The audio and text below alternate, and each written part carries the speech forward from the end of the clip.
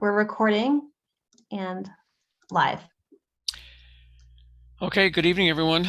Welcome to the virtual meeting of the Newburyport Historical Commission for the 28th of April, 2022. And please be aware, like all these virtual meetings via Zoom, the meeting is being recorded. In fact, if you ever need to check on the city website, each board has a page on the Newburyport Historical Commission's page. You can access recordings of prior meetings.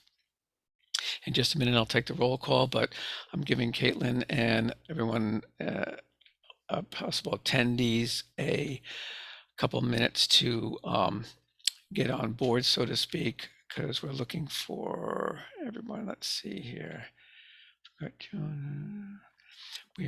I'm waiting for an additional panelist to join. So in the meantime, Glenn, I just have a quick question. Where is the wave hand? Because I don't see it on my screen. Usually it's at the bottom of the Zoom screen. There's a row of buttons, and one of them says raise hand. It should be not showing that. That's interesting. It should be there somewhere. And that raises a good point, and I'm about to do my little spiel here. So the commissioners have their audio enabled. And we will, if applicants will have their audio enabled when it's their turn to speak, and if and when there's a public hearing, you can be unmuted to make your public comment. In order to be recognized, you need to use that functionality of the Zoom meeting that my commissioner Andrew Bernhardt just mentioned, that somewhere on the controls, and it varies depending on what platform you're using, whether it's like an iPhone, iPad, Android. Mine was different. Laptop. Mine was hit participants, then a box showed up. All right. Well, there you go. So there's that. So anyway, raising your hand will allow you to be recognized, so we can unmute you. You will also have to unmute yourself on your end.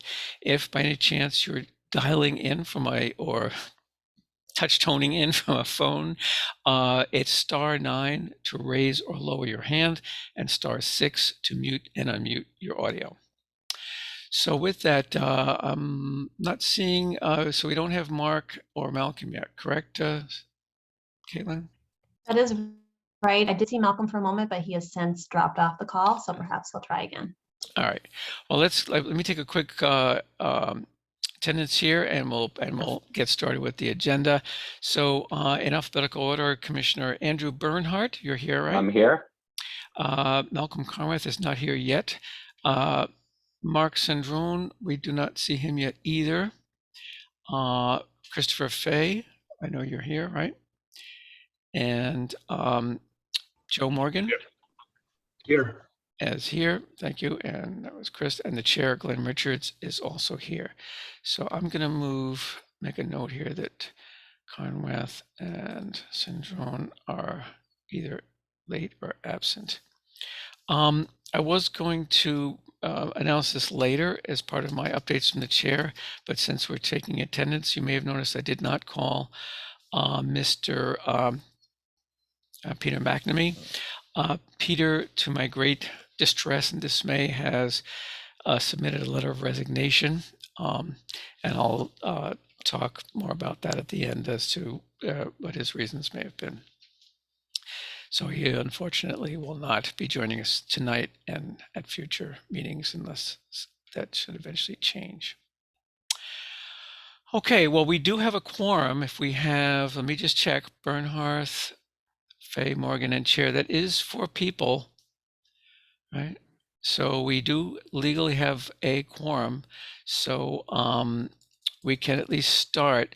I understand the first order of business is a review of a demolition delay application for 257, 259 Water Street.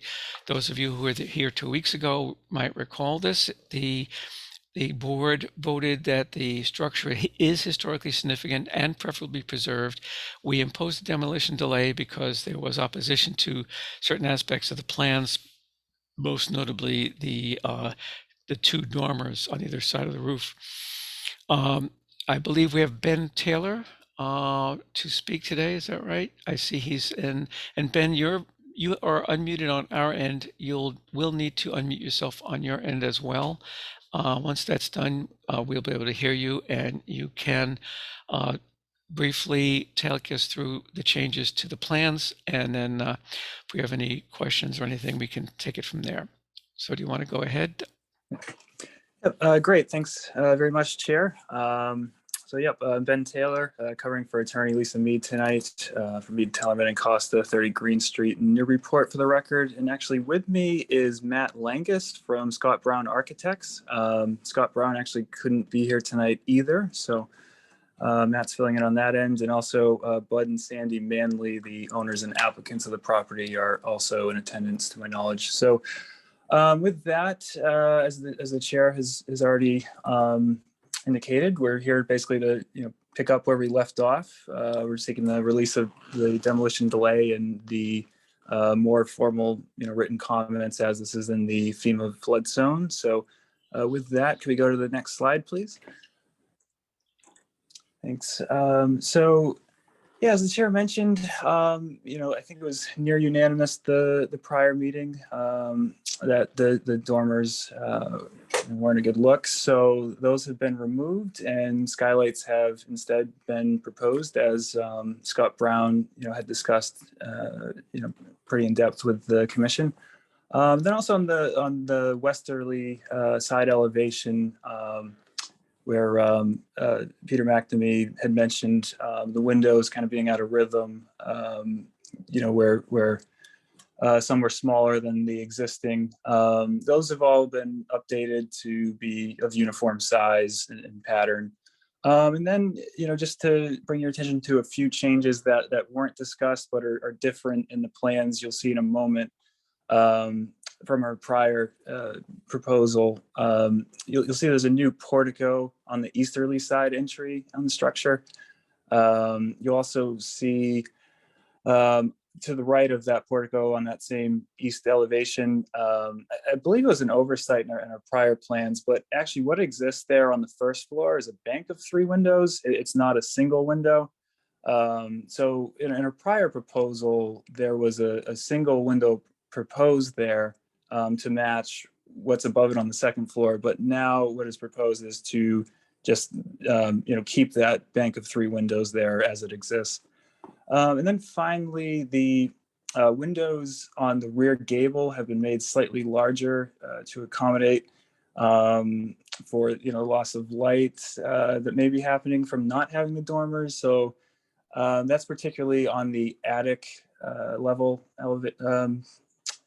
So you'll see now it's 3 windows as opposed to 2. It does match the 3 windows that are below it on the second floor in the rear elevation.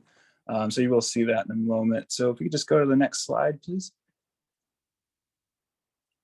Okay, so here are the elevations. And before I turn it over to Matt Langis of Scott Brown Architects, I just wanted to point out one detail that you'll see on all our elevations. So if you can just zoom in, Caitlin, please, to the bottom proposed elevation where the red is.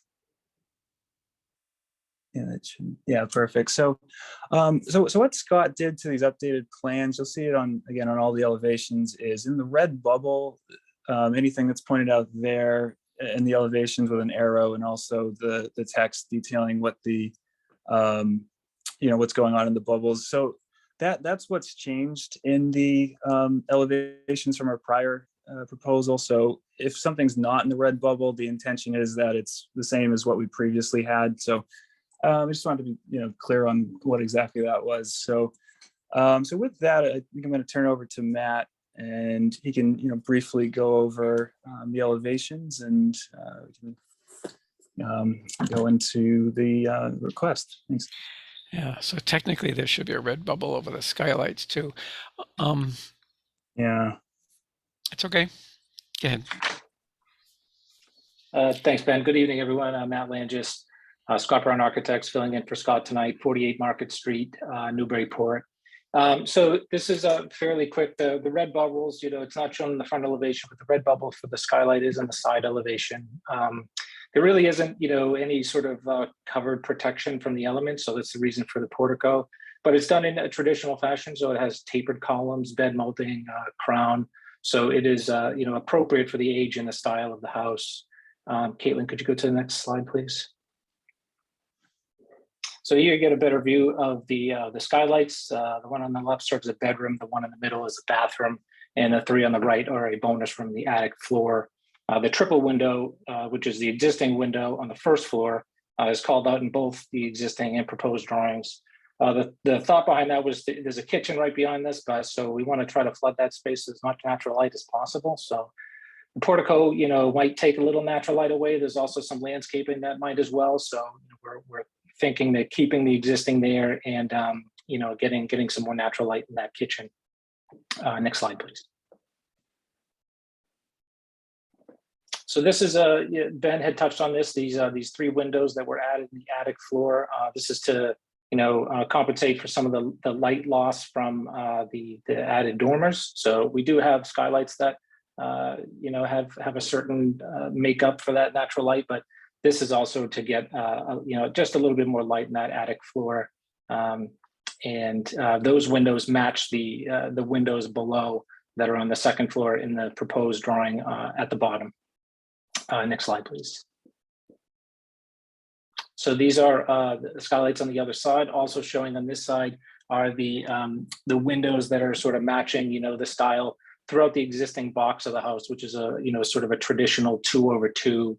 I believe Scott had mentioned at a previous meeting that the windows are a high quality window with simulated divided lights, and the exterior 3D, Muntin bars that are, extruded from, from the outside, the 3D Muntin bars, so they have a much thicker profile. And other than the DCOD calculations, that sort of wraps up the presentation on my end. I believe Scott had touched on materiality and cedar shakes and clapboards from the last meeting, but unless there are any questions, I'd turn it back over to Ben and be here to answer any questions. Thanks, Matt. So Caitlin, can we just hop ahead to slide 8, please? Thanks. So tonight, as you probably are aware, we're seeking 2 determinations. One, to release the demolition delay. The second one is kind of that the twist of this being in a FEMA flood zone. So you've probably seen this and heard this a number of times already, but we're looking for you to issue a written finding based upon the evidence submitted as part of the record, setting forth, firstly, the commission affirmation of the historical significance of the structure as reflected by the materials submitted.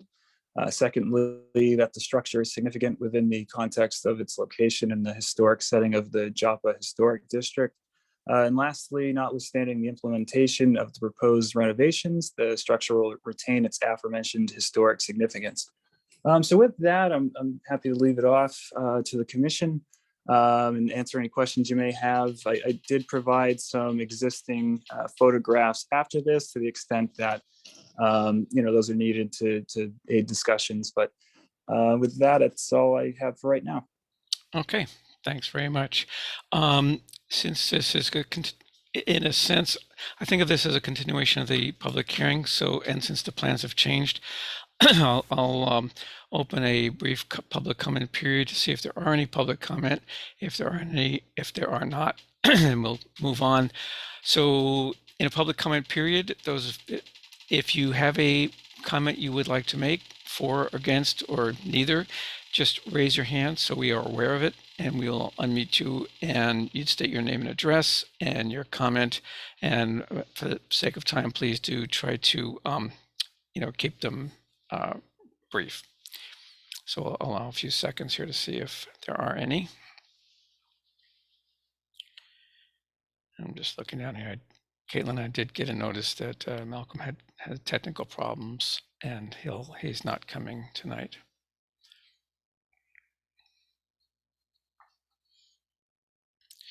And I'm not seeing any interest in public comment, so I will officially close the public comment period.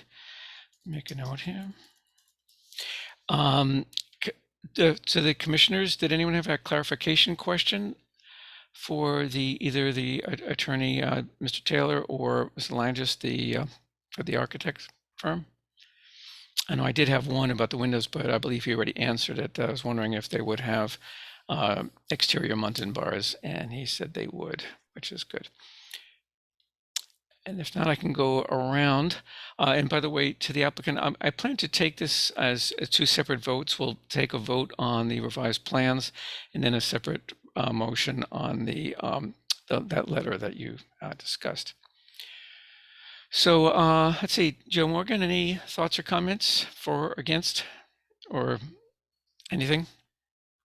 I have no comments. This is acceptable to me. Okay, thanks. How about Andrew? Any thoughts?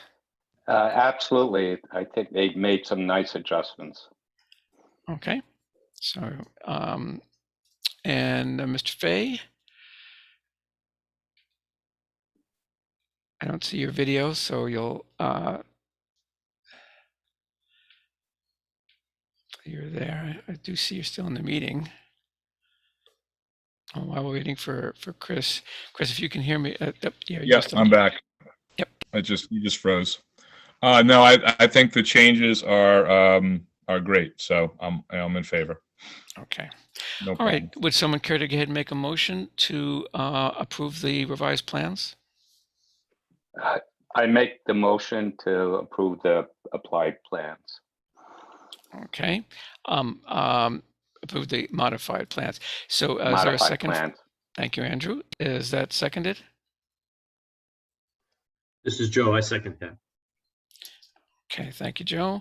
And I'll skip the story this time, but going in reverse alphabetical order. Joe Morgan, your vote. Yes. Okay. Mr. Fay, Christopher Fay. Yes. Thank you. Andrew Bernhardt. Yes. Okay, and the chair is yes on that as well. I did have a so the before we take the other motion and vote, I just want to say, especially since the owner applicant is here,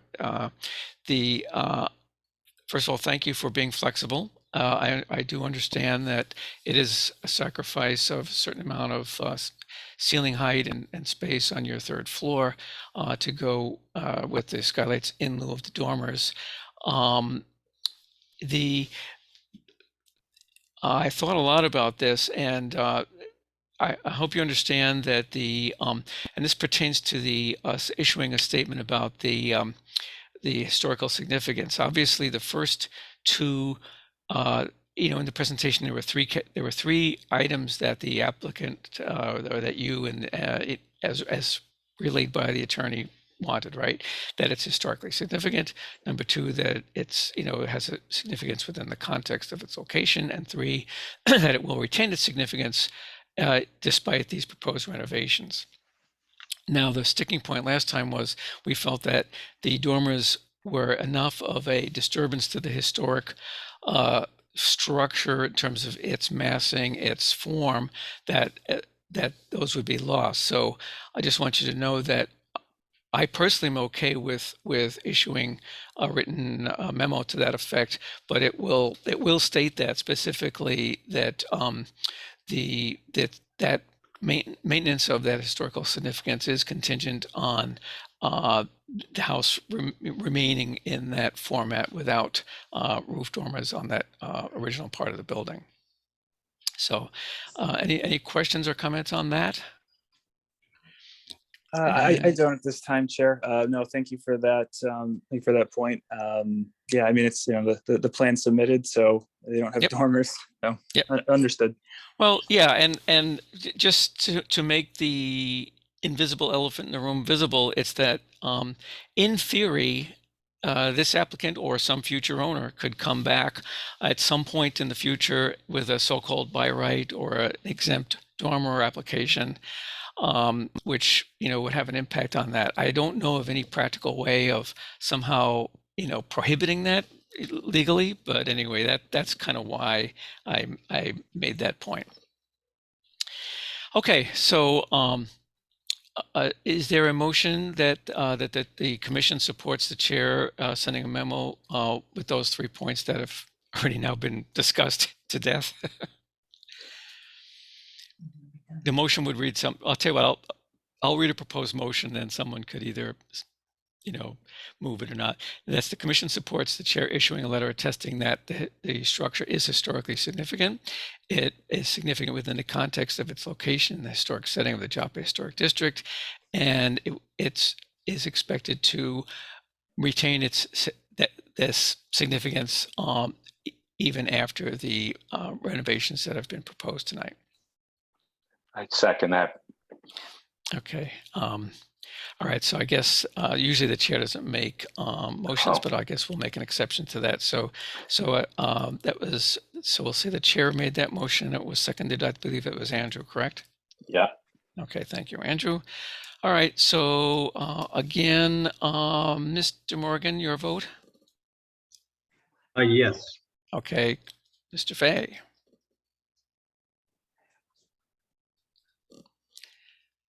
Okay, well, Chris is unmuting himself. I'll skip over him to do Andrew Bernhardt, your vote? Yes. Okay.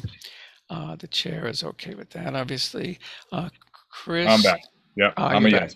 back. Okay, very good. So let me fill you in. Okay. Okay, so so Ben, if I may be so informal, so the plan as updated and modified is approved, lifting the demo delay. I'll notify, the planning board, and they'll in turn notify the building commissioner and so on. So that's good to go. And I will send a memo to the planning board to be, forwarded to MTC about this historical significance thing. So you should be able to get that in a few days. Okay, Okay. great. That sounds great. Thank you very much for your time and considerations on this. Okay, you're welcome. Okay, 1 second, please. Chair Richards, may I ask a question? This is Joe Morgan. Mr. Morgan, you have the floor. Thank you. In response to your clarification regarding the possibility of installing by right dormers, which are exempted from the demo delay ordinance, what kind of future enforcement is there of such a if an owner wanted to do that? I'm understanding that our deliberations are for this particular permit and would not extend into and be relevant for future permits. Is there a time frame that applies to our particular approval of this permit application? Would it extend into the future a certain amount of time and therefore prevent something that you suggest might happen? The short answer is basically no. There is a possibility that they do need to go to the ZBA for a special permit for certain nonconformities regarding setbacks and so on.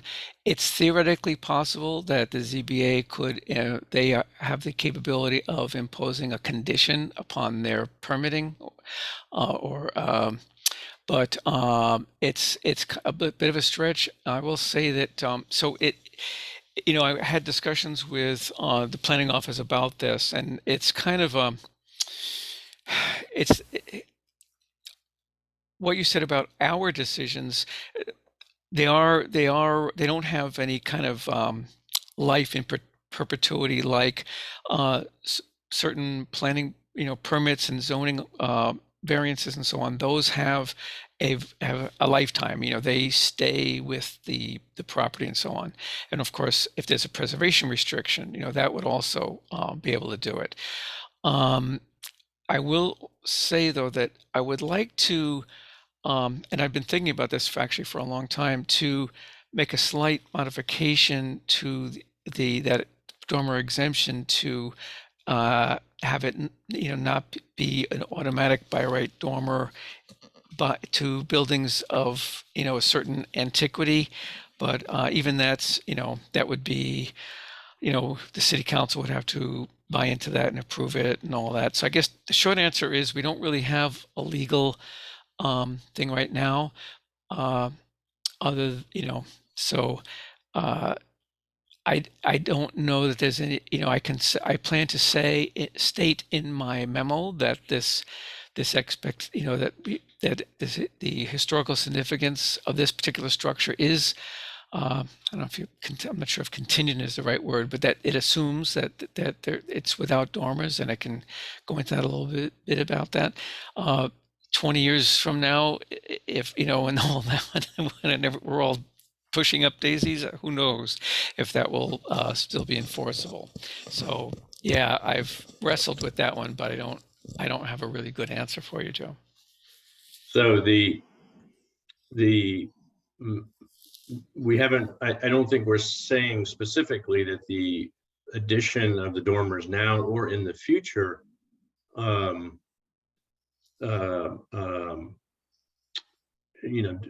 diminishes the building's historical significance. I mean, I don't think we're saying that. Is that what you're proposing? Is that the dormers, if they were to be installed in a future scenario, or if they had been approved this time, would that have removed, for the purposes of the FEMA application, would that have removed enough of the historical? Would that have compromised the building to an extent where FEMA, we could not have represented the continued historical value of the building to FEMA? Well, my sense of the board, Joe, is that it would have compromised the form sufficiently that the commission would feel that it had lost enough of its historical significance to disqualify it. That's something that FEMA isn't the one that's sort of making that recommendation. They're simply evaluating the what the position is of the applicant. In other words, it's up to the applicant to provide this evidence. That's why they want the written statement from the historical commission and so on. So, and then FEMA or the building, I'm not sure if it's might be the building commissioner, will review that and make a call. And who knows, they could, well, I guess they have to, I think it's somewhere in the various application, it said that, there's no guarantee that they'll even grant it, but that they hope that they can convince the people responsible for the flood zone or regulations that it would be better to let them make certain changes, like moving utilities out of the cellar and do various, mitigation things, rather than try to lift the whole thing or demolish the whole thing and build something different. Okay, very good. Thank you. Okay. Yep. All right. And good question though, Joe. I wish I had a better answer for you, but I think some of this kind of, well, it's a bit of a tar ball. Okay, the next item on tonight's agenda, it's DCOD advisory review. That stands for Demolition Control Overlay District, DCOD. The DCOD ordinance requires that when an applicant seeks to demolish a structure, or which could mean an entire structure or just over 25% of a structure, and there are certain other conditions as well, that applicant has to get a special permit to do so from the Zoning Board of Appeals.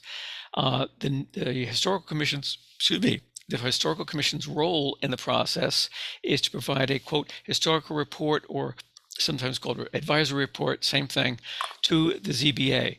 So what we're going to do this evening is we're going to hear from the applicant or their spokespeople about what it is they seek to do to this particular property on Market Street, 22 Market Street to be precise, and based on what they present and our judgments, I, perhaps with help from some of you, will draft a historical report. What I typically do is get a report drafted between meetings. So I would hope to come back to our next meeting, which would be, let's see, this is April, May 12th. Would that be right, Caitlin? Second Thursday, May 12th? That is. Thank you, Joe. Okay, so we'd come back May 12th to approve that report or not, and pass it on to the ZBA.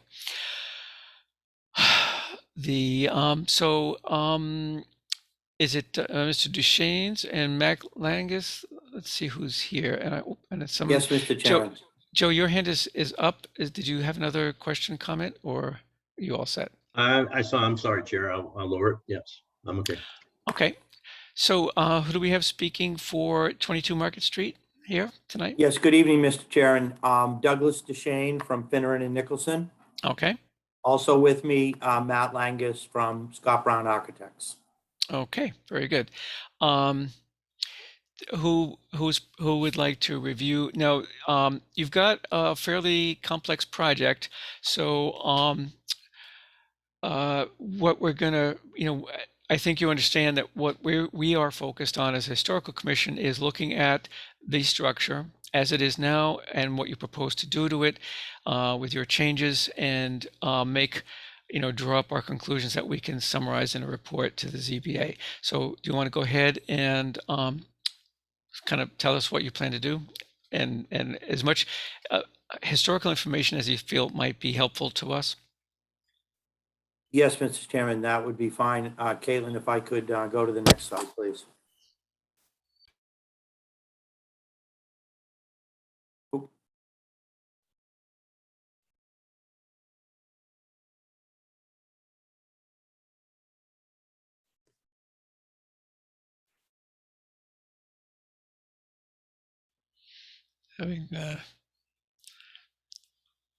Having troubles with that, Caitlin? It was. I okay. think I got it.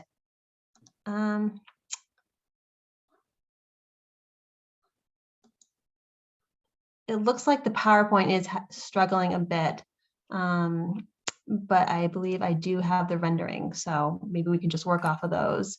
I have the renderings, the historical information, and also the neighborhood context photos. It seems like the PowerPoint that was submitted isn't quite working, but I have a lot of the most important information ready for you, Attorney DeShane. All right, Caitlin, thank you. I appreciate your efforts. So I will, I'll just run through some of the slides very quickly, and then we can just get to the point where we can utilize the renderings and the elevation plans and that kind of stuff. But as I said, Mr. Chairman, members of the board, good evening. Douglas DeShane from Finneran and Nicholson. This is the first time that I've appeared before your board, and I appreciate the opportunity to do so. I've been with Finneran Nicholson for just about a year, so this is my first meeting with this commission. Again, with me, Matt Langus from Scott Brown Architects. As a quick project summary, what my clients would like to do is to convert the property from its existing current use as a lodging house to a new use as an inn. And as determined by the zoning enforcement officer, we do need a special permit under the demolition control overlay district. So we're here before this commission requesting an advisory report. Quickly, the existing conditions: the property's been used as a lodging boarding house since 1980. We have a memorandum from the Newburyport Code Administrator back then allowing approval of the property as a lodging house. Just some zoning information: the lot is pre-existing non-conforming for both area and frontage, and the structure, as is typical of a lot of in-town buildings, is non-conforming as to setbacks and lot coverage. With respect to historical information, just some general stuff that I was able to put together. The property was built in 1775, although the original owner appears to be unidentified. In 1951, it was owned by John Horton, a shoemaker in the city. And then sometime prior to 1872, it was conveyed to Thomas Foster, who had a shop on State Street where he sold watches, jewelry, and crockery.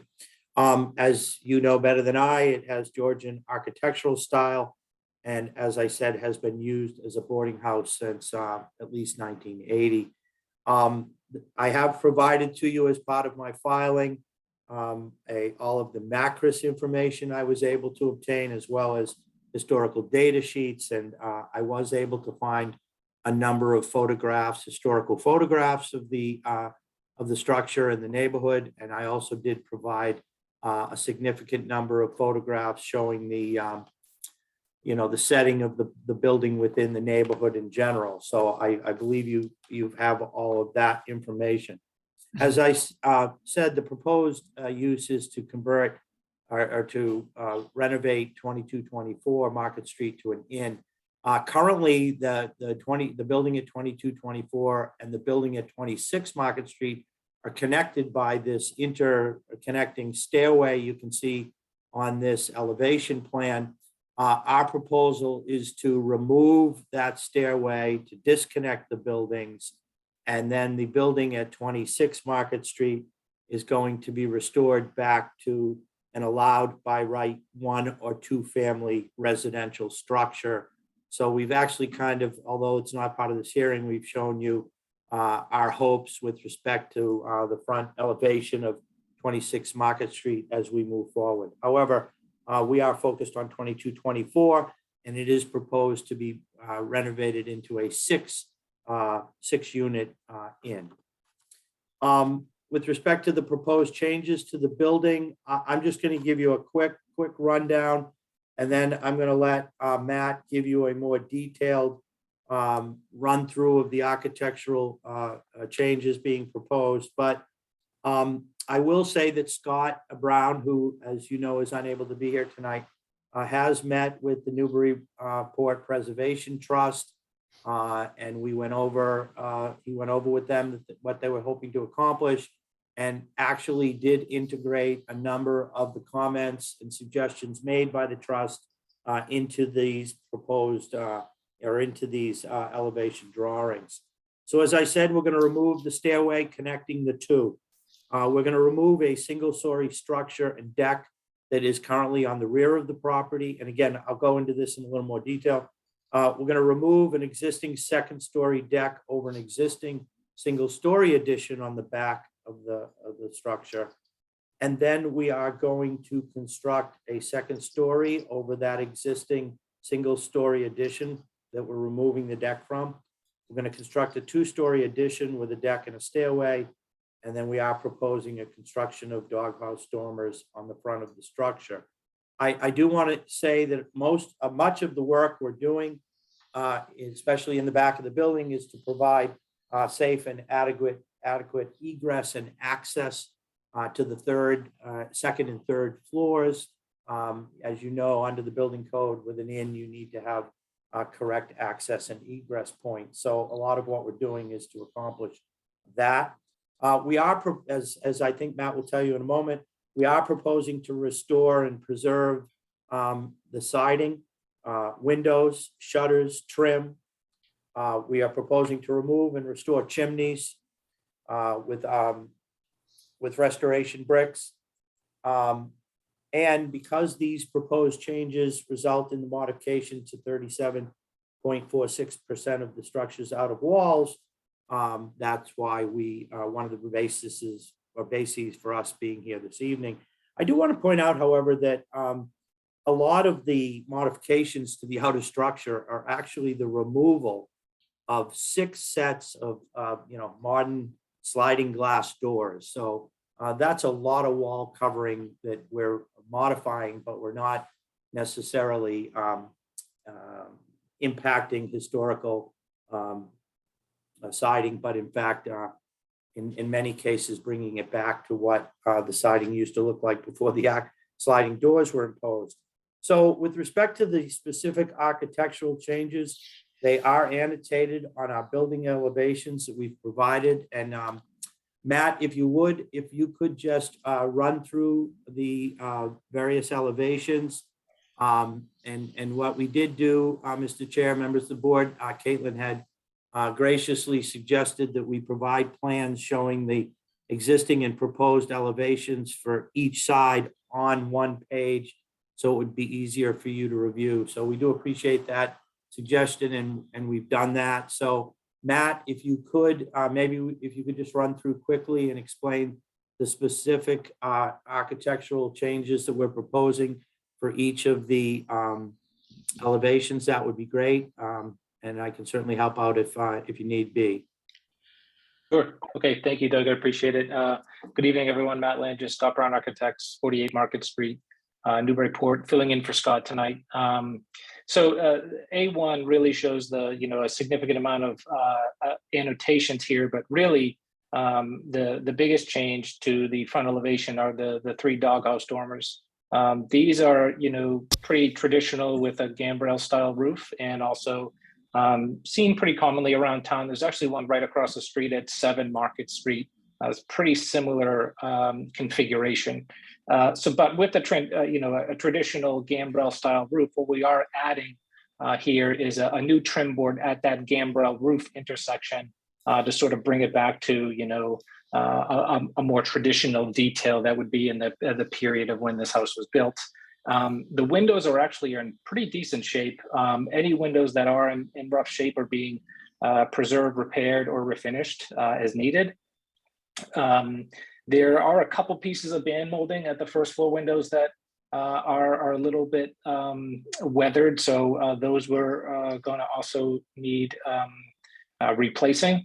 The existing door sound is also going to be preserved. There's several layers of paint on it, but other than that, it looks like it's in pretty good shape. And after some conversation with the Newburyport Preservation Trust, we believe that there may be a transom window behind that piece of trim that's there now. So that new transom window was added to in hopes of, as soon as we uncover that, we believe that there might have been one of these there, when this project had originally been built. As far as the shutters, where the plan is to repair and refinish them, and if they can't be repaired, then we would replace them with a new,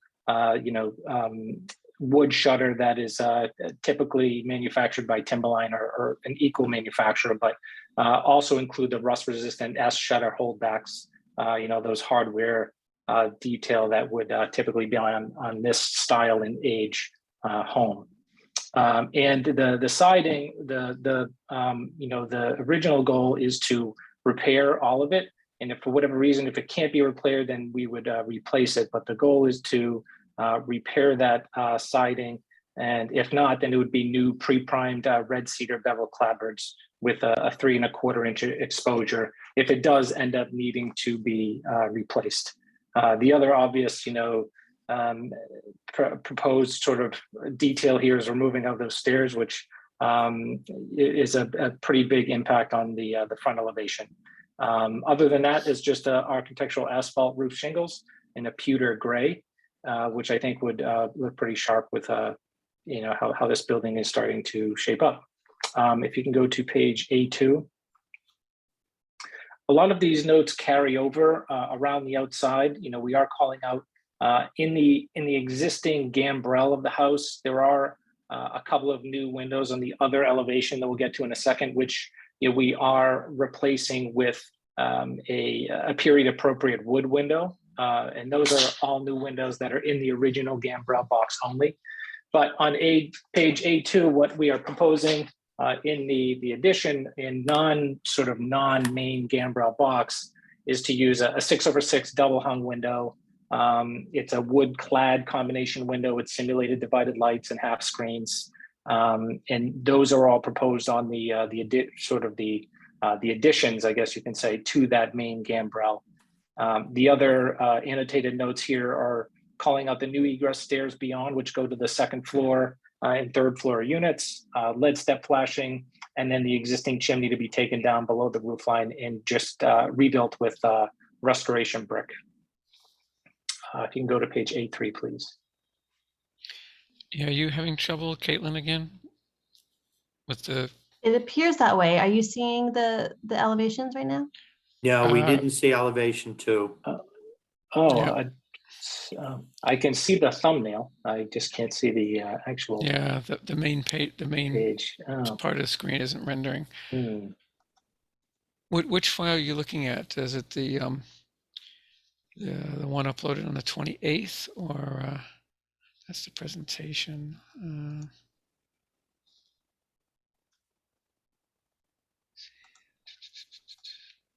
Wonder if do you have any tabs you can close at this point? Maybe there's This looks like we're having a little difficulty here showing some of these elevations.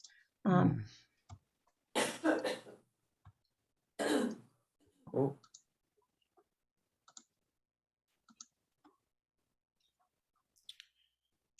So if you wanted to perhaps, let's see. So I am having difficulty pulling up these elevations right now. Chair, what would you like to do at this point? Well, Mr. Chairman, might yeah. Matt be able to share? Matt, can you bring up those elevation plans by any chance? well, attendees generally can't screen share it. Let me see. Ah, Is it the which file is it? Is it the under the uh, historic and current photos, elevations, A series plans, photo one? Let me just see. Oh yeah, here's the latest. All right, let me see what I got here. Yeah, hang on. Yeah, wonder if it. Let me see if I can download it and share that. 1 second.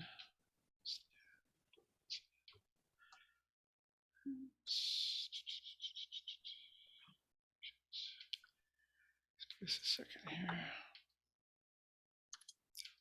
File. See if I can open this, and if it if I can, well, I'm sure I'll be able to open this. If so, can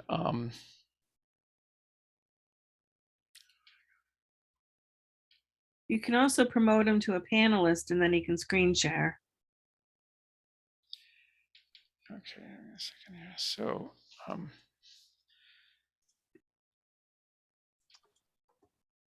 this is the can So Matt, I promoted you to a panelist. Are you allowed yeah, to share your I can screen at try this that. point?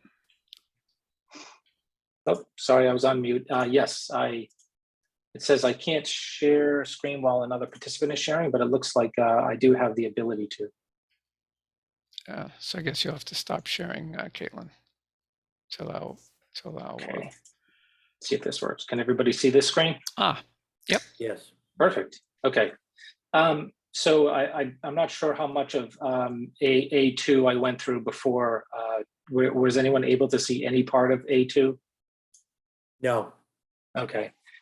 So I sort of started touching on the existing windows here are in pretty good shape. The ones that are on the opposite elevation are going to be new windows, but proposed to be period appropriate wood windows. Same grill, 6/6.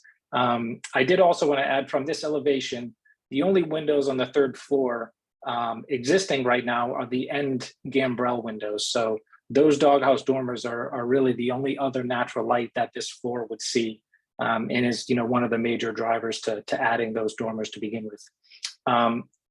The cedar clapboard here I mentioned is also going to be in the front elevation as well. The 6/6 double hung wood clad combination windows are in the addition to the gambrels, and then the new egress stair beyond here is just beyond the second story addition that is over the existing first floor here, which is this slider that is not an appropriately historic element to this building. The only other part of this elevation that I forgot to mention was the existing chimney is being brought down below the roof line and rebuilt with restoration brick. From the rear elevation, I'm sorry, there are two I'm chimneys sorry. being removed there as well. That's correct. Yes, two chimneys in the main sort of gambrel box area are being removed. This one, which seems to be much older, is the one that is being rebuilt with the restoration brick. Oh, could you go back one page? I had a real quick question to Sure. ask you. On the existing right side, on the proposed, the lower illustration proposed, there is a line following the roof line to the rear that keeps going straight. Yes. What does that represent? So yes. That is actually from the opposite side.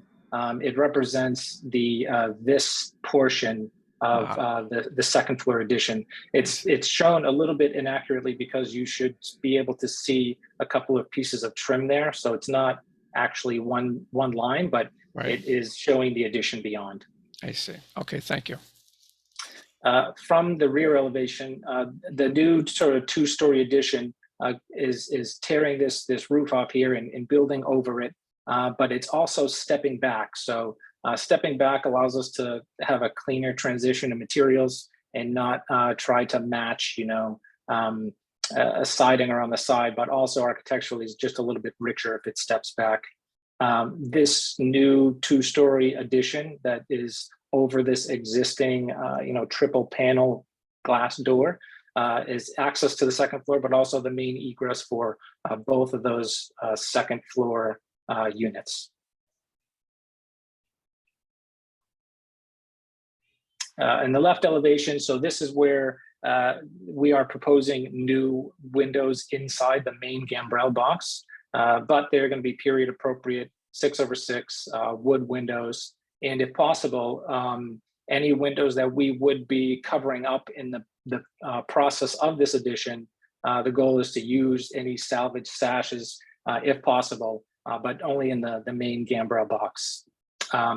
For the cedar shingles, we're proposing white cedar sidewall shingles, and then to weather exposure to match the clapboard right next to it, so that the exposure would be the same.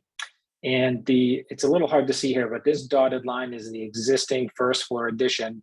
We're sort of matching the slope of that addition, obviously bringing it up to a second floor and extending it out, but it is going to be a shed roof style addition that'll match the slope of this existing upper part of gambrel and then tie into that back shed and carry down the rest of the way.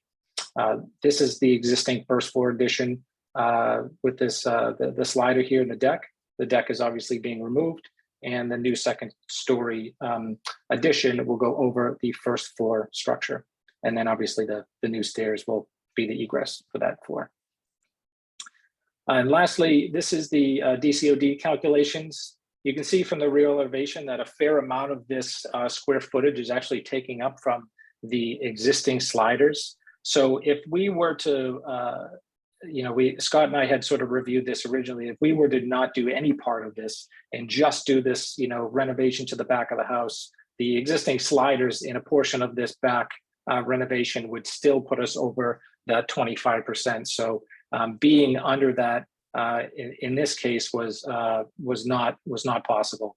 But the areas that we did add, we sort of tried to do it in a way that was historically accurate and appropriate to this building and this age of a house, and are using materials to match the existing quality and historic character that this house once had. So the goal is to obviously bring that back, but also provide egress and a much needed space for these units on the back in order to get out properly.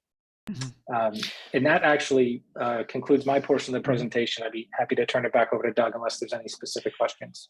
Well, it's kind of a quibble. I don't think it's not going to materially change anything, but in the demo calculations, wouldn't the holes to the roof for the doghouse dormers, wouldn't those be part of the demo?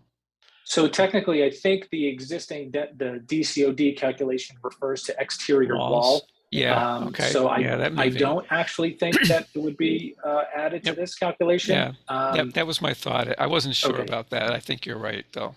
But I can see it being, because it is very vertical, but we understood it to be, part of the roof structure and not an exterior wall. Yeah. And like I said, it doesn't really change anything anyway. So. Okay. All right. Thank you. Attorney Duchesne, I'm not sure if I should stop sharing the screen, or if there's a part of the presentation that you'd like to continue, I can end my screen sharing and give it back to Caitlin. Well, actually, Matt, I really didn't have anything else to present, but to offer to the commission, that we're available to answer any questions we have relating to this and the historical commission, the historical information I provided.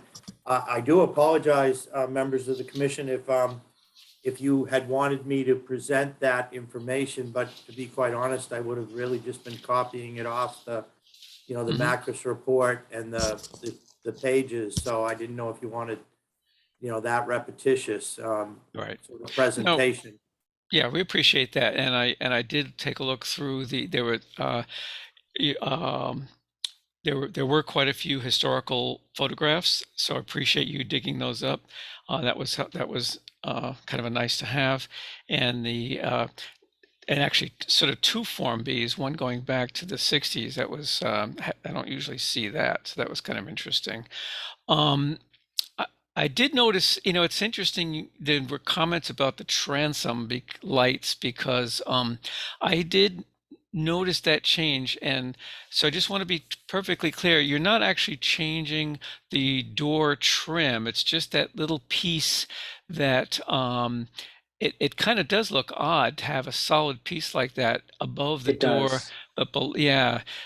And so yeah, the piece I'm talking about. Yeah, right Exactly. This there. piece right here. Yeah, Correct. that is it is unusual, and it would not be unusual if to see lights there. So it'll be interesting to see whether they were either replaced or covered over or something. All right, and I'll just ask my fellow panelists if there's a quick question, but if not, I want to just open it for a brief public comment period if there are any public comments. Any quick questions for clarification before I do that from my peers here on the board? Once, twice, three. Okay. All right. So I'll open a brief public comment period again. If you would like to make a comment, please raise your hand so we know about it.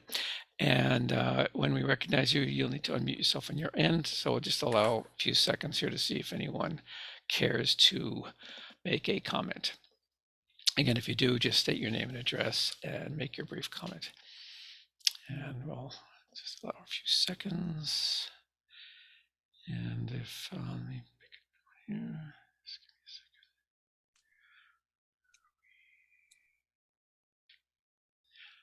second. Okay. Hi, Chair. We have Stephanie Nikitic here, and I've unmuted her microphone. Yep, I was just about to comment to that. So Stephanie Nikitic, if you want to make a comment, you're recognized. Thank you, Mr. Chairman. Stephanie Nikitic, 93 High Street. I am actually here to read into the record comments from Thomas Coulterjohn, 64 Federal Street, co-president of the Newburyport Preservation Trust, who was not able to be here tonight. So with your permission, may I do that? Yes, you may. Thank you. So I'm quoting Tom Coulterjohn. I compliment the developer and their architect, Scott Brown, for reaching out to the trust in order to preserve the exterior historic features of this building. We support their efforts to preserve these features.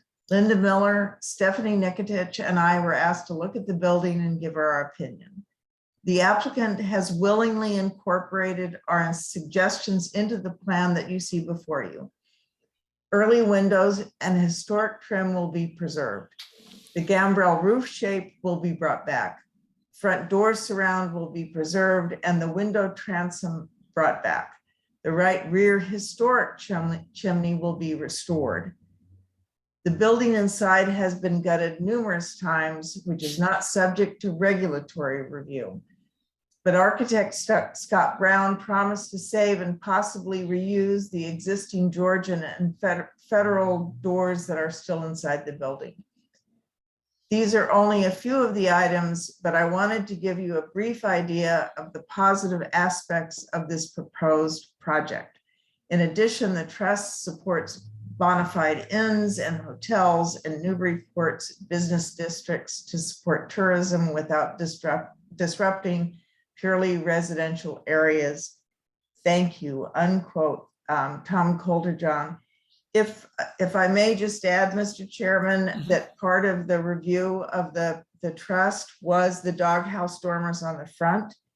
And the conclusion by Linda Miller, who is a restoration architect, and everyone else was they are appropriate for the building. Thank you. Thank you very much. You can please do lower your hand when you get a chance.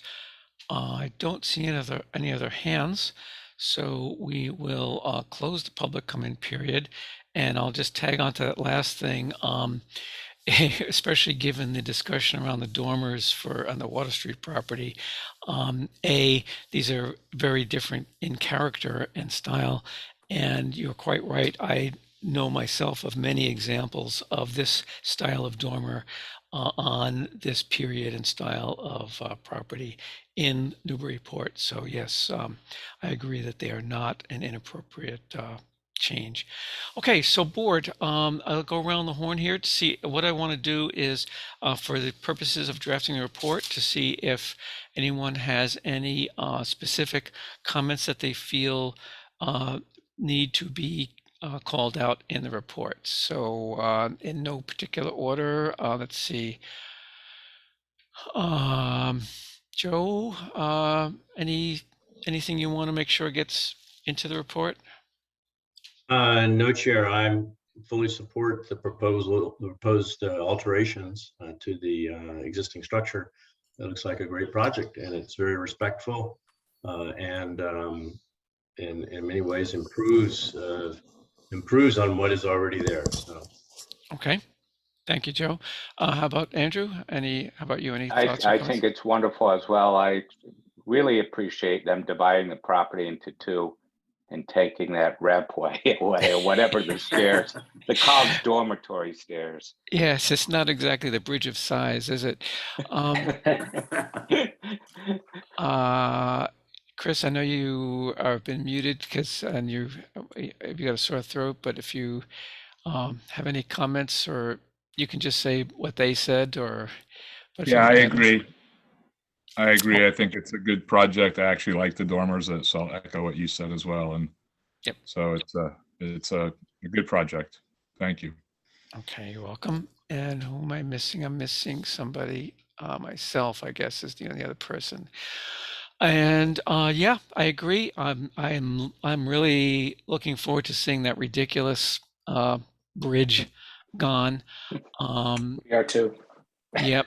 And I also agree with the comments that I'm glad that well, I think Mr. Brown, as an architect, is pretty familiar with some of these traditional designs, but I'm glad he was able to work with and the advice and consent, so to speak, of the the Preservation Trust. And yeah, it looks good. And it's just, I can't help but say it one more time. Before I saw the proposed, I kept looking at that doorway because in the Form B, it specifically calls out that it looks like the original Georgian format door entryway, main entrance, had not been disturbed and was original, which a lot of them have been enlarged, replaced, updated with more Victorian era, whatever. But then I was looking at the door. I said, what did they replace the door with a smaller door? Like, what's with that thing on the top? And then I see that the idea of the transom lights there, and I say, oh yeah, that kind of makes sense. So I wouldn't be surprised if either you do find something there, or if you just, it's one of those, I don't know, quasi-speculative changes. But I think we all agree it's probably a change for the better. Okay, so we'll do up a report. I don't think any motion or vote is particularly required for this. I plan to return to the board, to the commission, with a report for them for their formal approval at our next meeting. I hope that doesn't interfere with your guys' time schedule. Well, Mr. Chairman, I could check on that. I know Caitlin probably knows better than I. I think we're scheduled to go to the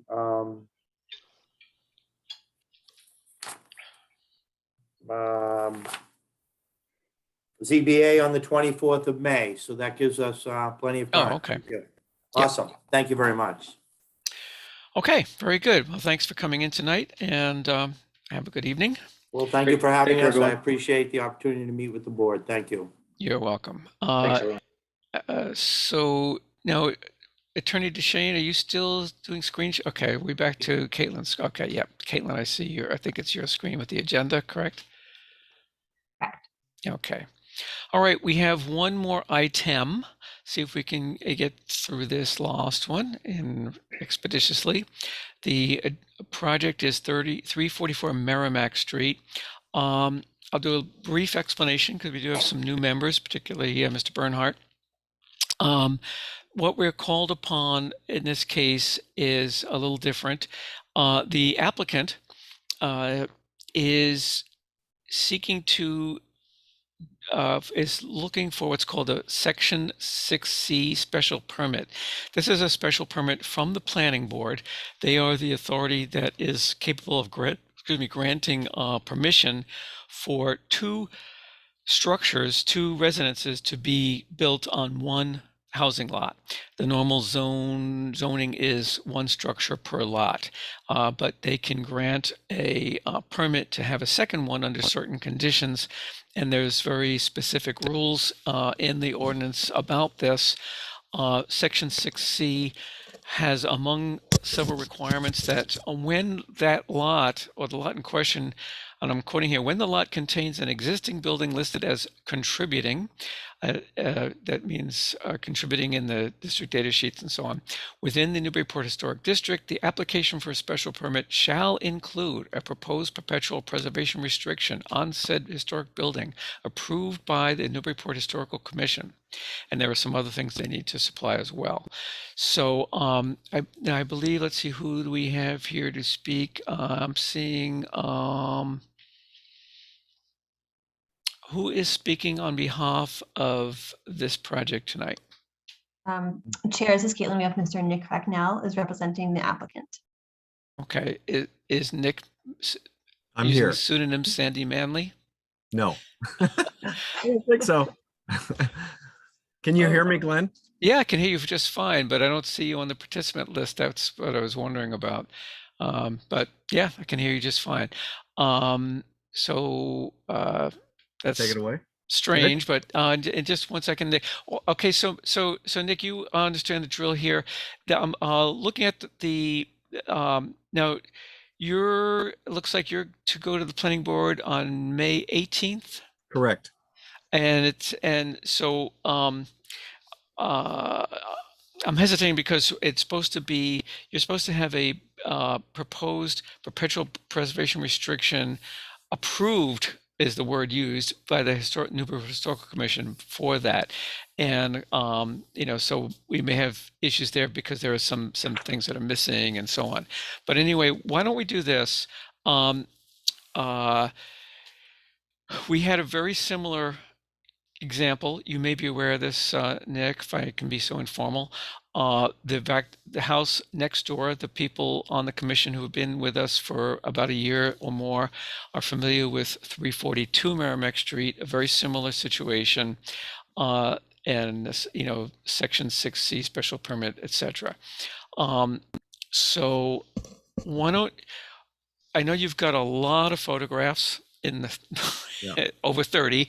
So, but can you kind of briefly summarize what it is you plan to do? Oh, we have your video as well. Are you in as a panelist?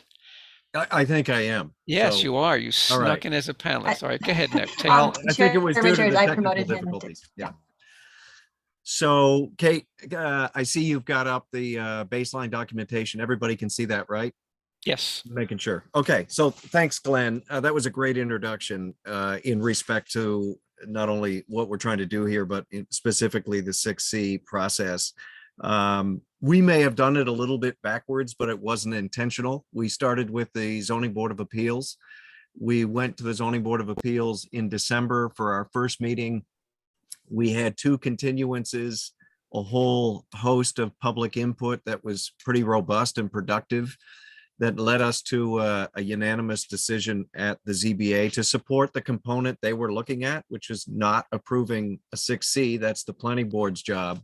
But we were there for 2-dimensional variances that were needed to even qualify to request the planning board for a 6C. And you're exactly right. We're scheduled to go on May 18th to open the public hearing. And I'm glad you brought up the timing issue and perhaps the revisions that are going to be needed to make sure that PR has all the subcomponents needed to get it acceptable to not only the commission, but the city and Mass Historic. So if this takes longer certainly we don't have to have a decision on May 18th. So if this goes into June, it's not the end of the world for us. So we can come back to you several times if need be to get this where you want it and where you're comfortable before we get back in front of the planning board after opening the hearing on the 18th. Okay, So and I'm sorry to interrupt you, Nick. Just want to clarify one thing, and that's that because of the delays in getting it in getting these through approval by not only by the city but then by the Mass Historical Commission and back to us and so on, I don't expect to have it filed at the registry before you go to the planning board, but what I would want is just to have it in not be a draft, but in its final form, right. that we feel comfortable signing off on. That yep, we've read this. We're good with it, and we can feel comfortable saying to the planning board that we're good with it, and kind of start that ball rolling while you get your other approvals. Does that make sense? Understood. Absolutely makes sense. We'll get it in a recordable form before we leave your commission. So I don't think I started by introducing myself. Nick Precknell. I reside at 13 Picard Street in Amesbury. I'm representing the owners, Sam and Michelle Kimball, who reside at 344 Merrimack Street. The design team, for what it's worth, Brad Kutcher is the proposed builder for the second new home on the property. Brad is also going to be doing the restoration work on the Levi Carr house, which is the Kimball's house at 344 Merrimack. And again, for what it's worth, Scott Brown did the architectural drawings for the proposed new house, and John Hargraves did the civil work, and we have a landscape architect that's done a series of landscape improvements along the street edge of both Merrimack Court and Union Place. So more importantly, I think to the Historic Commission, we hired Christine Beard from Essex Preservation Consulting to do the baseline documentation, to put together the narrative, the maps, and the photographs needed to inform the PR itself. And Paul Gagliardi is the lawyer or attorney preparing the PR. And I have already discussed with Paul today and yesterday that we need to sit down with the model preservation restriction and make sure all the subcomponents are in there. So we're not going through this 6 times and irritating all of you in the process. So I am just going to give you a thumbnail tonight because I'm expecting, Glenn, that you guys might want to do a site visit to be more familiar with the structure and what we're proposing to do, not just to the Levy Carr house, but also the rest of the site. I think if that's something you're interested in, we have a few dates to propose tonight before we leave the conversation to see if there's an interest and a date we could possibly arrange that over the next couple of weeks. Yeah, I think that would be good. That'd be great. Great. So like I said, we did obtain a dimensional variance over a 3 or 4 month period that we were before the ZBA. And obviously we're ultimately seeking the 6C approval from the planning board. And everybody here knows that includes a preservation restriction that's fully supported in a recordable form from the Historic Commission. So, to that end, we've submitted a draft PR. And again, I've already stated, we know we got to do a little bit of work on that to make sure all the pieces are there. We have submitted, as you see on the screen, the baseline documentation from Christine, which I really think lay out the unique character defining features of this structure itself. And again, inform the PR as to what components need to be into it, but also inform us on the design team as to how to restore and repair some of the adverse impacts this building has encountered over the last 50 to 100 years. We'll talk about those in just a sec. So I don't know, Kate, whether you can go to see the existing conditions. They're not going to be in that document. They're going to be in my narrative. I think they're not going to be there, but I'll start talking about them to see if you can find. They're not in the baseline documentations. I'm talking about 344 Merrimack, and yeah, I think you'll find them on page 5 and 6 in that document. A couple of maps anyway. So there's the property with the arrow. It's about 14,000 square feet.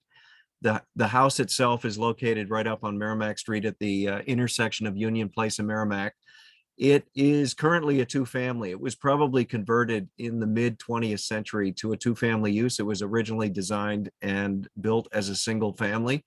And the Kimballs lived in the right-hand side, which is the bigger of the two units. It's about a 2/3, 1/3 share of the floor area between the two units. So the Kimballs are in the larger unit. They have purchased over the last year and a half, 2 years, the smaller unit, and they are, well, this process continues. They are renting back to the prior owner the use of that smaller unit because it's still a legal two-family. It would be converted through this approval, should we get it at the planning board, back into a single family. And there's a number of restoration related items that I'll talk about that we're going to do to that house.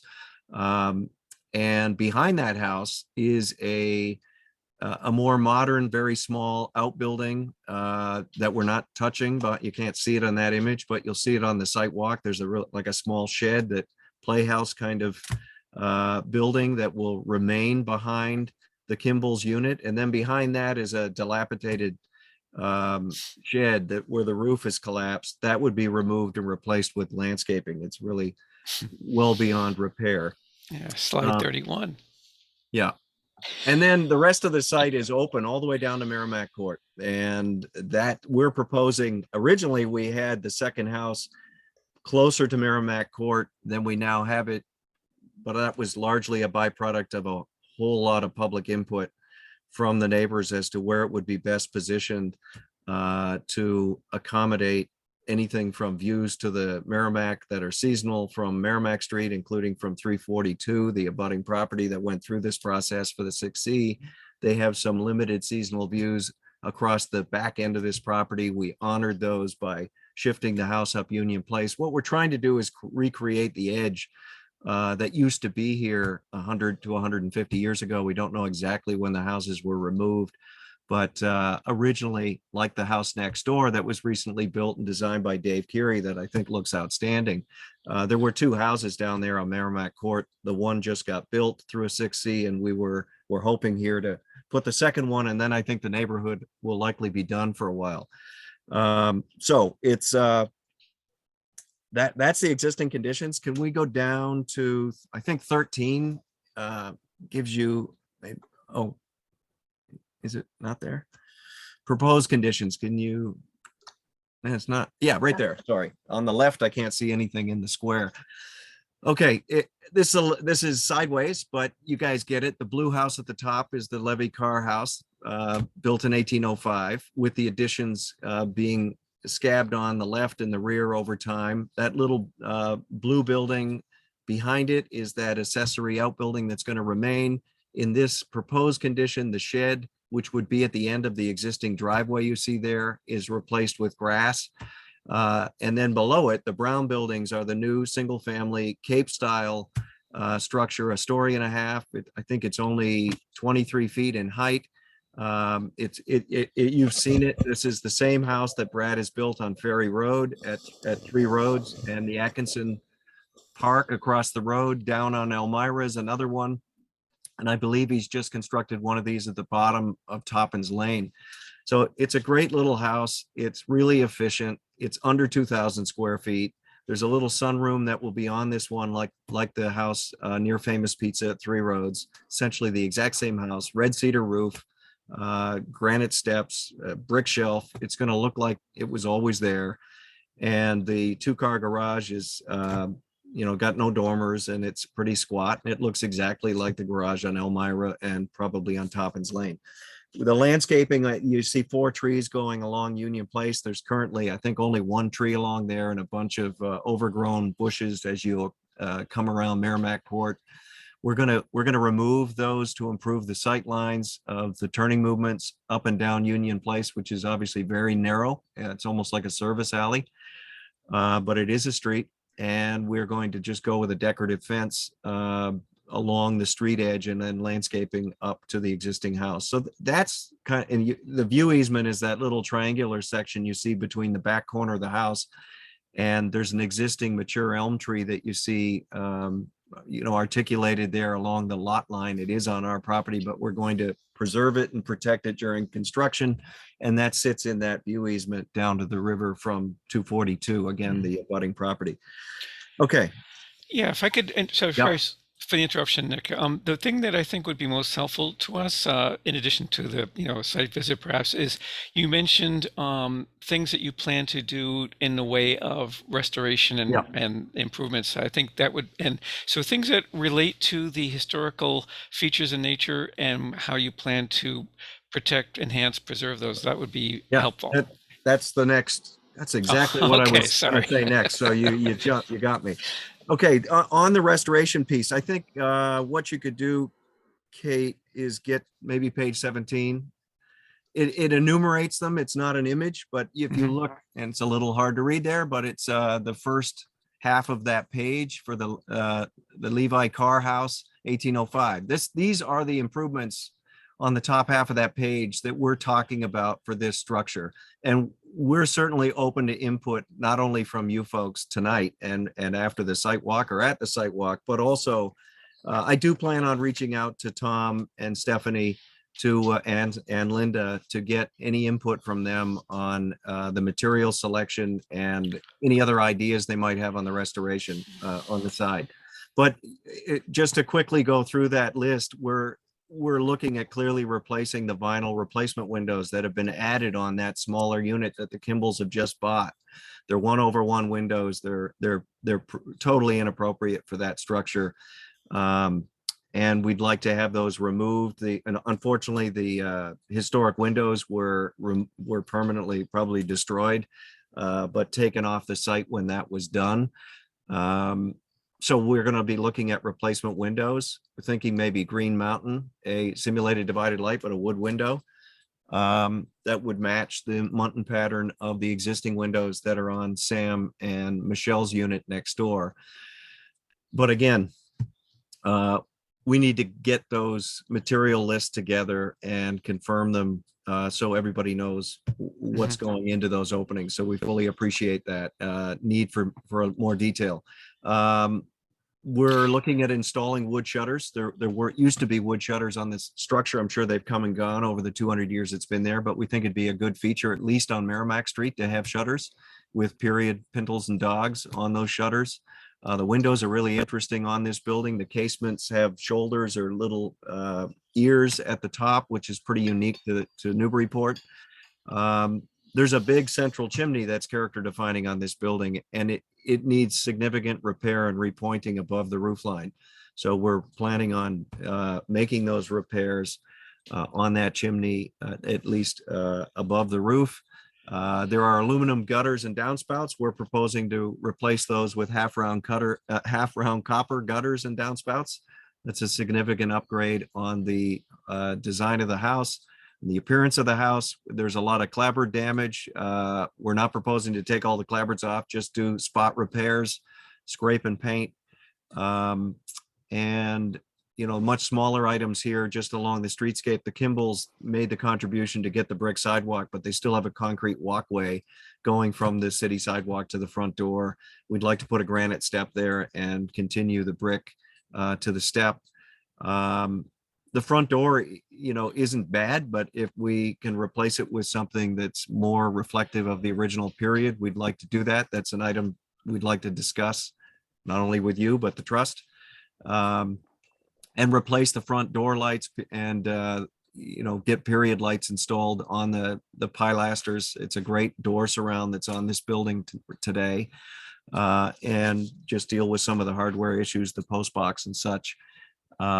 Put a historic marker sign on it that's consistent with what either the commission or the trust likes to see in Newburyport, and basically remove that dilapidated shed structure in the back. So that's a enumeration of at least the restoration components we're looking to incorporate into this project. Yeah, one quick question, Nick.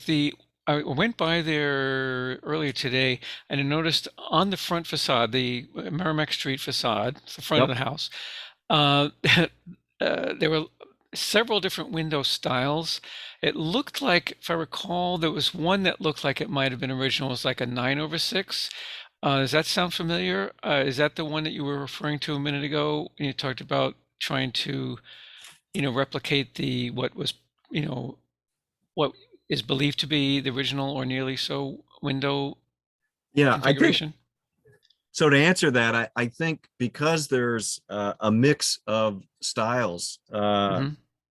I don't know that the Kimballs have the wherewithal to do the whole house in its original design. So I think we might want to Right. treat the front facade differently than the sides and the rear. Mhm. If, and my thought was, at least for thought here and conversation, that we would concentrate, in my mind, it's obvious we concentrate our efforts on the Merrimack Street facade, number one, and number two, the Union Place as you turn that corner, because it's very visible as you go up and down Merrimack Street, let alone down Union Place.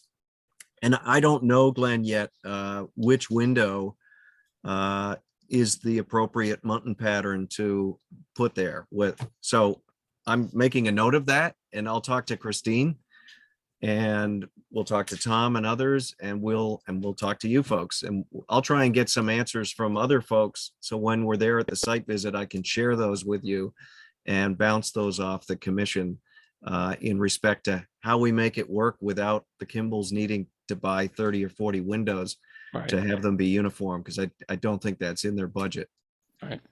at least not yet. Okay, good. That's an excellent point. And if that was a suitable answer, I'll continue. Yeah. Yeah. And I'm almost done. I mean, that's the meat here in respect to the commission. It's worth pointing out that one of the amendments made to 6C subsequent to 242, and maybe any other 6C you've seen, I don't know, because it's only been amended 11 months ago, the ordinance. There's a $40,000 impact fee now for a 6C for a building of 2,000 square feet. It's $20 a square foot that needs to go to the Affordable Housing Trust if one of these permits is approved. So I'm just bringing that to light as you look at these in the future. If you didn't already know that impact fee, obviously everything adds up and has an impact on what one can do in respect to both restoration, preservation, and revitalization. So I'm just pointing that out. That's all. Yep. Yeah. Knew about that. We worked really hard to make this building fit into that context and not be overburdening. Obviously, it's a unique lot, unique neighborhood with that little couplet triangular street pattern. And again, I think Dave Curie and the builder did a great job next door. In my opinion, I love that house that just was inserted along Merrimack Court, and I think this is really going to finish that neighborhood nicely and complement the Levy Car House, as well as provide the Kimballs the resources to do the restoration, because they can't do it any other way than work with Brad on the lower section with the new house. So in the for what it's worth column, I think there's a lithograph in there that other people, including 242, use. That's where I found it, showing the two houses on Merrimack Court. Again, we're not putting the house exactly where it was there. We started in that location, but moved away due to input from the abutters and the board, the zoning board, and we're comfortable edging Union Place. And we're hopeful, I'm very hopeful, that putting this great little new house across from New England Development's boatyard that is dilapidated across the road will spur them on to do something to restore that building, because obviously now somebody's going to be staring at it every day when they come out of the Cape. So other than that, let me just see if I got anything else here. I mean, Christine does a great job, and in my opinion, putting together the narrative, the photographic evidence, the maps, and the deed references. And we'll get it right with Paul before we come back. We'll work out any of those kinks, and I think the restoration of this house will be an asset for Newburyport and this neighborhood. Yeah. Okay. And just so we're clear, I think the planning board, I know I've talked to Caitlin and the planning office as far as what we were concerned. I know there were, there were those significantlies that were sprinkled in the PR. So you probably know about that. And there was exhibits A and B were absent. Other than that, it looked like you were really close on the PR to being Okay. Yep. where you need to be. So I don't think you're going to have a big problem just finishing that up. Well, I do want to talk about the site visit, and but before I do, let me just see if any of my co-commissioners here have a question or a comment. So anyone on the board have a question or comment for Mr. Cracknell? Yeah, Joe? Yes, I don't have a question about the content here or the proposal for the added structure and the renovation of the historical property. But I would just like to state, if you allow me, my understanding of how this process is working. I was confused about it the last time we did 342, and I think I'm a little bit still confused just how we got here. As I understand it from Mr. Cracknell's presentation, is that there was a zoning board application or an application to a proposal to convert the two-family to a single family, and then because the property is already categorized as a two-family, to build an additional separate single-family house, thereby preserving the two-family qualification of the particular property in its entirety. And that's in lieu of subdividing the property and sharing that property for each structure, because there's also an ordinance that prohibits that, presumably. So those are dimensional requirements. They had to, as I understand it, the applicant had to go in front of the zoning board because there were non-conforming dimensional requirements, and the zoning board said, that's fine, you know, that this works. However, but not enough to subdivide the property. It still would only, they would only allow the 6C application or the 6C conditions, which was to grant which carries the requirement for the PR. In other words, all this is baked into that 6C ordinance, and that was the only option that the owner had in order to build this additional structure on that property. Now, if that's true, then it appears that the PR is a legal document setting out the covenants, the restrictions, the requirements to maintain that property, as I understand it, in perpetuity. And that would be for any of the future purchasers or heirs or assigns. All of those people would be buying into these covenants. And then, so our job, which is really where I'm going with this, what I'm trying to understand is the job of the Historical Commission is to somewhat review the language of the PR, but what we really want to do is make sure that the condition of the property moving forward at time zero, which is what this document is speaking to. In other words, it's the covenant that will apply. What is the condition of the property at time zero? What do we want it to look like, and what features do we want it to have? It seems to me that's what's being asked of us, to set that initial condition that corresponds to how the property, the historical property only, shall be preserved going forward. And then, of course, all of this needs to be ratified by the planning board. Have I got this sort of right? Let me see if I can really briefly, you got most of it right. The one piece that's a little bit not quite right is the role of the ZBA. The ZBA might not have ever been involved, except for the fact that because of setbacks requirements and so on, they need some variances for those. The Section 6C spells out a role for the Historical Commission and the Planning Board.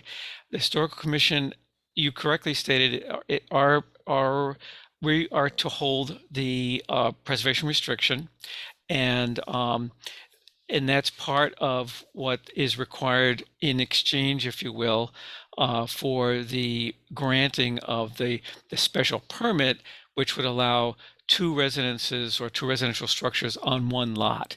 Normally, that's not required. Actually, not permitted. And But there's no other formula for achieving that on this particular lot. There's no other way to provide a second structure on that lot other than to go through the 6C process. Yeah, I see your hand there, Nick. Let me just say one thing, and I'll see if you want to add to it. What's the twist here, Joe, is that that when the lot contains a historic structure, that triggers this whole 6C thing with the preservation restriction and all that. If everything was the same, only the house was, let's say, 1965, then we probably wouldn't be sitting here. Nick, did you want to? Am I correct? And B, did you want to? Yeah, I think you're doing a great job. I would just add, really, everybody is. Good questions, Joe. And I just want to point out that we never asked for a subdivision, and we went in there seeking dimensional relief only for filing a 6C. So the 6C requires 15,000 square feet. We don't have it. So that's why we went there first.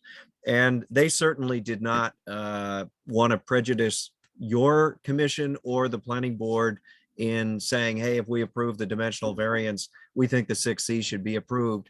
But they were supportive of the overall project at the end of reviewing all the gritty details. But what's really important, I think, for Newburyport, that's great for Newburyport, is, you know, if this lot had been large enough to subdivide, we know that occurs in places in the city with larger lots. Then there's no design review, there's no PR, and there's no affordable housing payment. Somebody just does whatever they want with their property. So what's advantageous here for the city through the special permit of the 6C is the fact that it brings all of you together to meet these, you know, mutually supportive objectives of the city to get, as you say, the perpetuity of the PR. And I think, Joe, to your point about, it's a good one, the starting point, you know, where does this start in respect to the condition of the building? And we're proposing that list you see on the screen of the 10 or 11 items, some of them are on the landscape versus the building, but let's just say there's 10 items on there. That to us will be, we want approvals for those. We want them to be part of the approval. That the PR will recognize we're going to put in granite steps. We're going to replace those vinyl windows, and we will present to you more detail on the window design before we're done here. But it's a good point. We need to establish what the existing condition will be at the time we record a PR. Right. So can I just follow up, Nick? I wanted to go back to the variances that were approved by the zoning board. I believe that they have been approved in order for you to take this next step. Correct. And bring it to NHC. Could you said that the dimensional variances were requested for the setbacks, but not for lot size? No, do you both. think you might have gotten it? Both lot size and setback. And lot size also? Yes. But not to subdivide, just to be able to apply. What would that have entailed? To subdivision? Is it the ZBA that would have granted the ability to subdivide at the smaller lot coverage or the smaller lot size? Yes, but it would have been a very big ask because it's 10,000 square feet for a single family house lot, and we only have 14. So they would have been 2 7,000 square foot lots. We felt that was too big of an ask. I think Kate would agree with that. So we just asked for the 1,100 square feet to keep the 2 family the way we have it now and go with the 6C and provide the public benefits and get the support of the neighborhood. So the public benefit, which is the restoration of the historical property, and the preservation restriction that's going to be placed on it, that is perceived as the public benefit in exchange for allowing the subdivision of the lot. Not a subdivision, but two singles on one lot. Or excuse me, two Yeah, that's what you structures meant. on the one lot. Very Yeah, good. but don't forget the $40,000 payment that has to go the into the 40,000. Affordable Housing Trust, and the fact that there's design review on both buildings and the entire site as inherent in this kind of discretionary permitting. So, okay, so really all of this is spelled out in the administrative procedural flow of the ordinance. This is all predetermined, and this was the only way that this would evolve or could evolve in order to accommodate two structures on this one lot. I would agree with you unless they were to grant two 7,000 square foot lots, which I'm doubtful they would do. So in essence, I'm in agreement with you. Okay. Okay, thank you. And I'll just say one quick comment, Joe. As far as it being spelled out, the one piece of this, which is also similar to 344 Merrimack Street, that isn't quite spelled out, but is something we need to work through with the applicant, is again getting back to your point about the starting point, as both Nick and yourself mentioned, making sure that we are comfortable with what's going to be done and not done, what's going to be preserved, and similar to what we did with the house next door. And I think I mentioned at our last meeting that they have submitted a timetable to begin working on the restoration and improvement stuff that they had promised they would do on 342. And I see Andrew's got a hand up for a while. Andrew, Yeah, I actually, you just answered it. I really wanted to define what our accountability is. It sounds like our accountability is certainly on the historic structure. Is it for the new residents as well? No, I don't think so. No, our sole purview here is to review the historic structure, the one that is listed. It's got a Form B. It's listed as contributing, etc. As Nick pointed out, the public good, if you will, is the preservation of that. And when as often happens, there are things that are in need of improvement, repair, restoration. We basically want to end up with a historic property that looks as it should, is properly maintained as it should, which is spelled out in all the standard preservation requirements. They all have a requirement for maintenance and insurance and all that good stuff. So yeah, that's all our purview. I think Nick mentioned the other things as far as the other structure and the design review and all that, but most of those do not fall under our jurisdiction, if you will. Okay. I do think so. To that point of establishing the conditions and what needs and doesn't need to be done. I know I'm interested in going through a site visit with either Mr. Cracknell or someone from some representative who could do that with us. And it sounded like, Nick, I think you said you had some potential dates.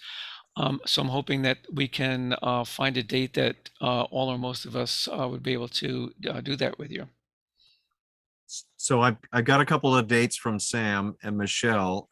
It would Saturday, May 7th or Sunday the 8th work, or do you prefer a weekday? Give me a sense of what works for you, but they're good on the 7th and 8th, in the morning or even afternoon, Saturday or Sunday, next weekend, not this weekend. Okay. Might that work? Well, okay. Just FYI, the 8th is Mother's Day. Don't forget that.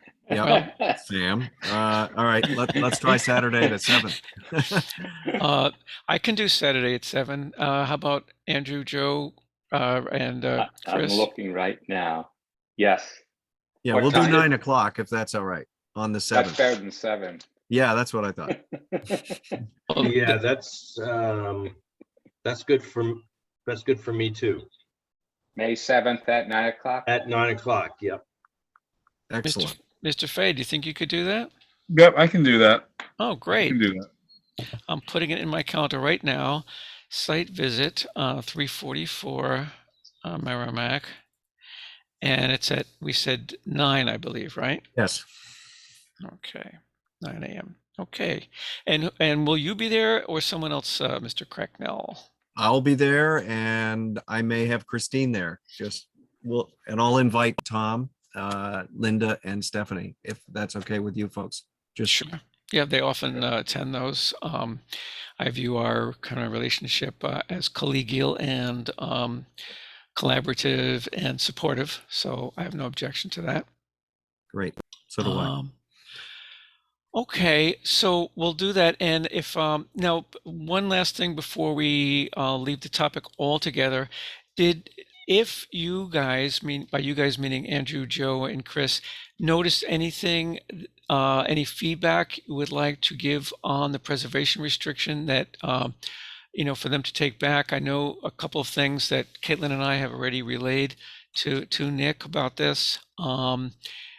There was some missing exhibits those were obvious. I think the tricky part will be, and this may really, we'll probably flesh this out in the site visit, will be exactly nailing down taking that list of things that we were looking at a minute ago on page, whatever it was, 17 or whatever, and saying, is this good, bad, and different? Do we need to add or subtract anything? And I think what we can easily do is simply have an exhibit rather than kind of muck about with the actual PR itself, Nick, refer to it as an exhibit. I think that would be cleaner and easier for both us and the Mass Historic Commission to deal with as you know what I mean? Yep.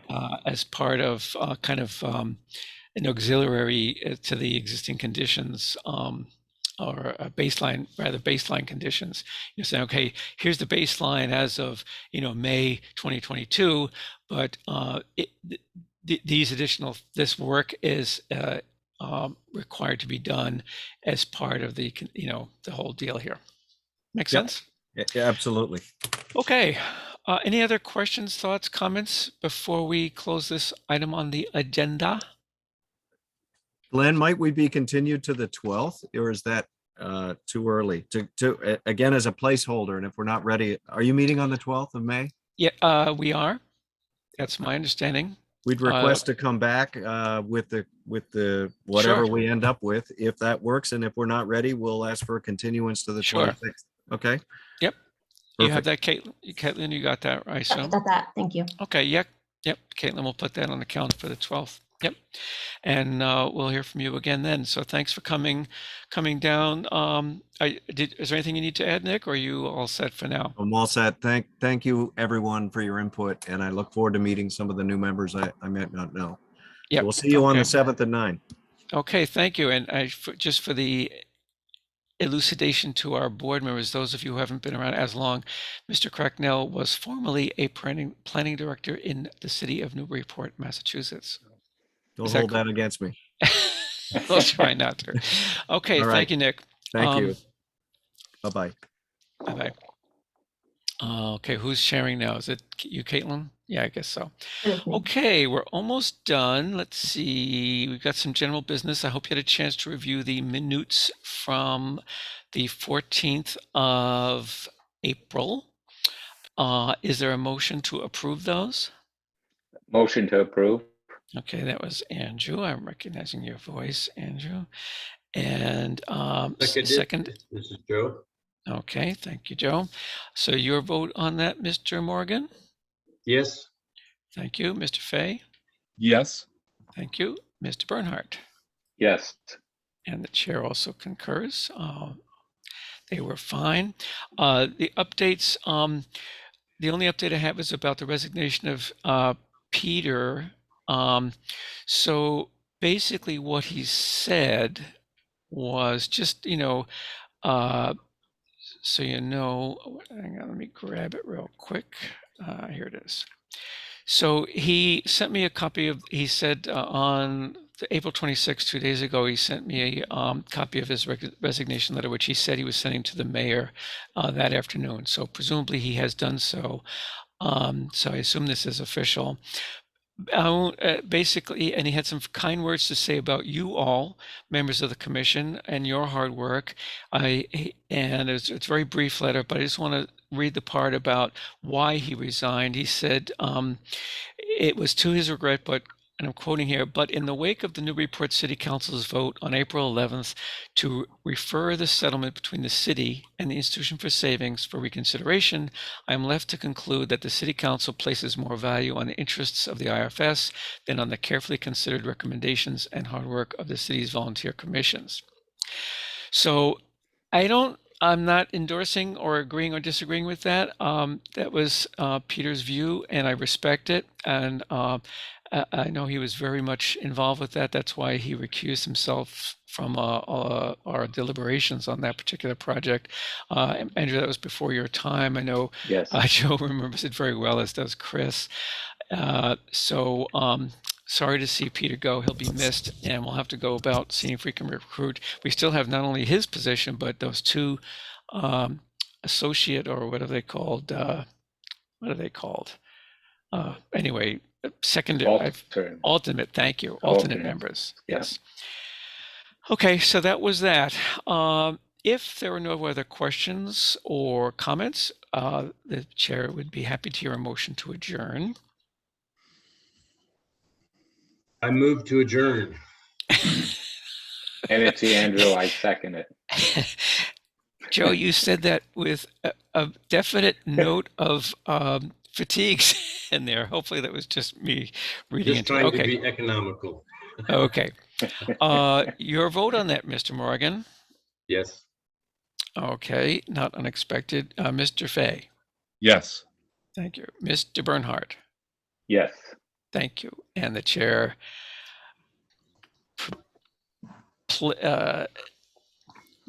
makes the final required vote. We need 4 votes, 4 affirmative votes to actually approve anything. So we have approved the adjourning of the meeting. So with that, I'll bid you all a good night. Thank you, as always, for your time, your attention, your hard work.